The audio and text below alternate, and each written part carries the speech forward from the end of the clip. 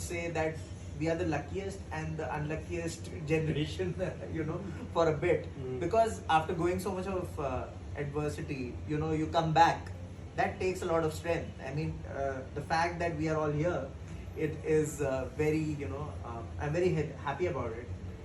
So, we decided these 4 books. Of course, mental health. We thought, okay, there's this new book by this contemporary writer who has just come in, Sidhartha Mallya. Everybody knows him. He has written a book from a very personal space.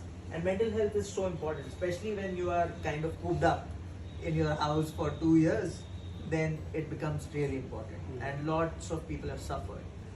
Of course, the subtle art of not giving a beep is amazing. Like we all know, I have not read this one, so I will reserve my comment and Sir will tell you more. But what I believe is that it has connected with the millennials, right? This book. The lifestyle diet is changing our life. Both me and Neha have kind of been transformed by it. Not right now exactly, but Neha is transforming very quickly. So this is an interesting book, where lifestyle has become so important after the pandemic, and we have seen so many people, lose their lives, and in general, the lifestyle has become very sort of lethargic, and we are kind of suffering because of that. So we decided, okay, let's bring this forward. And of course, Ikigai is there to lead a happy and long life. That is the most important thing. In the day of partying and, kind of, everybody parties here, I'm sure, but, you need to kind of look into those things. Incidentally, I have just read this book, Ikigai. So you have 2 copies actually. I have never seen that purple cover. Okay, that's a surprise for the. Okay. That's a bonus surprise at the end. The title is Ikigai, the Japanese secret to a long and happy life. So it focuses on longevity as well as happiness in life. Now, longevity, personally, I'm not a very keen person to live long. I personally think quality is what matters more than anything else. But we get the sense that great thoughts actually. Yeah. Quality matters. Great exactly. So, good health, good mental health, good physical health is what we are all striving for. And this is a very useful book in that sense. Ikigai is basically a Japanese word that means somewhat along kind of purpose of life. What is your meaning of life? What is your purpose of life? And so the overall concept is, if you have a sense or purpose of life, then you are likely to live long and healthy and happy. Let me give you a couple of quotes and you'll understand from that.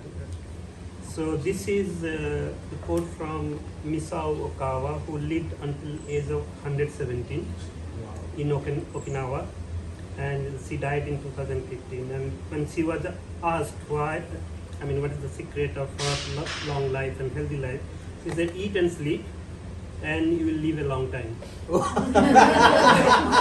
you have to learn to relax. And she also said, eating sushi and sleeping.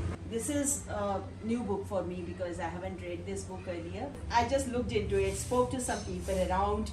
Because I'm no psychologist, no psychiatrist, but I am a mother and I'm also a teacher.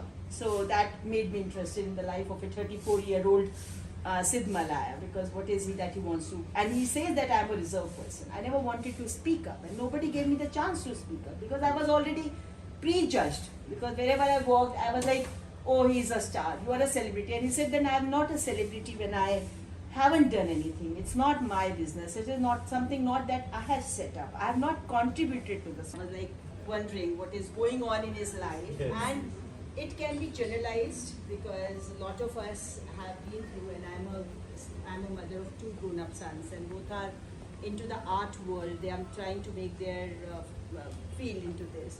I had been talking about a lot about, because I had been dealing with the students of young age for the last 30 years. So I was like, I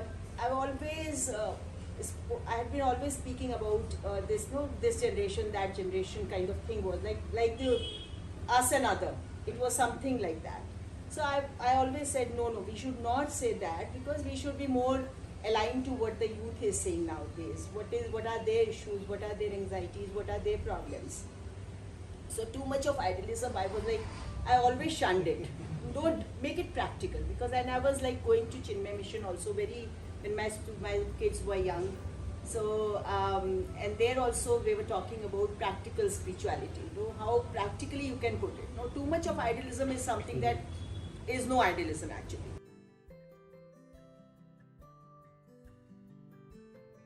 Something I want to talk to you. I said, okay, fine, what is it? And then it is her recommendation that I read this book. Oh, and I must thank her for making this choice, because I had 4 books to choose from, and I said, why don't you do this job for me? And on her recommendation, I read this book. Initially, I thought that it would be very easy for me, because I can read fast. That I know about myself. I can read fast, but it took me really 2 weeks to read this, unlike you. You finished in 48 hours. That was a marathon. Well, I have had several reasons not to be able to finish it before. But this is a great book by an author named Mark Manson, and he's my age. That's what I realized after having read this book. It's called The Importance of Saying No. Rejections make your life better. Boundaries, how to build trust, freedom through commitment. And what is trust? It is basically trust that he calls cultural currency. So Mark Manson, a little about his life.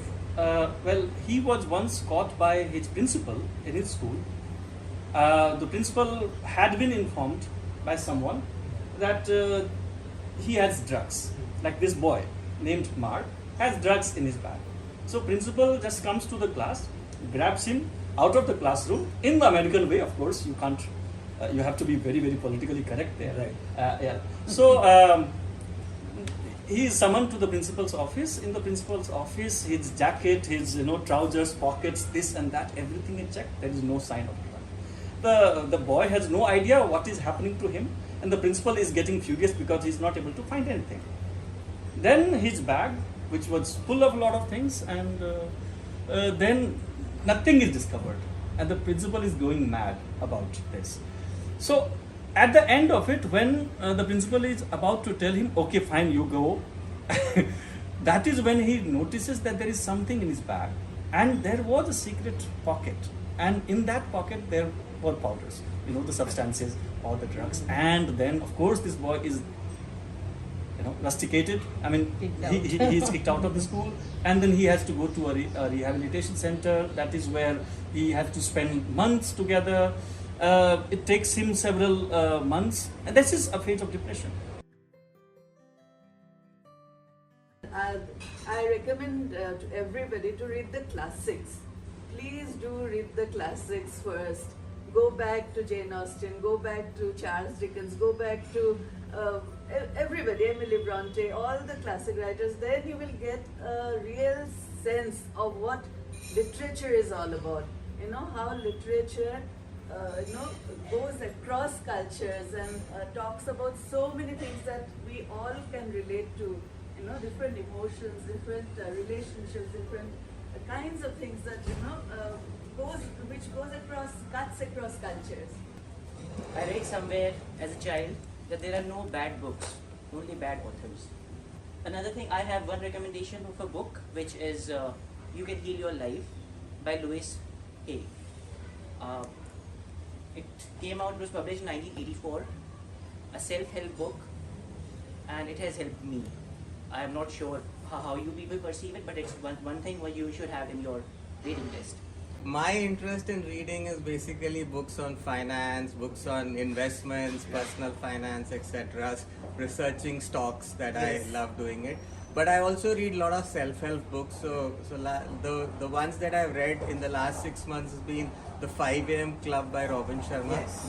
It's a very good book that I would probably recommend to anyone who wants to kind of be successful, especially the young people, that if you start organizing yourself and follow some of the tips that the book has, it really works for you in that sense. It increases your productivity, increases your...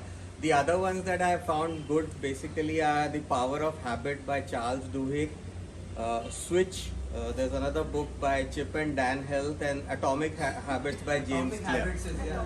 And there's another one called Give and Take by Adam Grant. But thank you so much for everything what you did, and I also learned quite about the books. One thing was patience, connection, and too much is too bad for everybody. This was my first time out at such an event with Booknerds, and it was really good. The speakers really gave a very nice insight on to the books we had. Ikigai is something which I'm going to order today itself, and also the subtle art of not giving a damn, not being politically correct. So I would look forward to such more events, and it was a fantastically conducted event, and it really a great start to a Sunday. This was my first book review event that I attended. It was a great experience for me. I think from now onwards, I'll read the books. Actually, I was not into books, but I watch web series, of course. But by hearing today, by attending today's event, I think I'm really gonna read books. The same case with me also, and I was not into reading, so we were just thinking that should I attend, should we go or not, but now it was great, so thank you so much.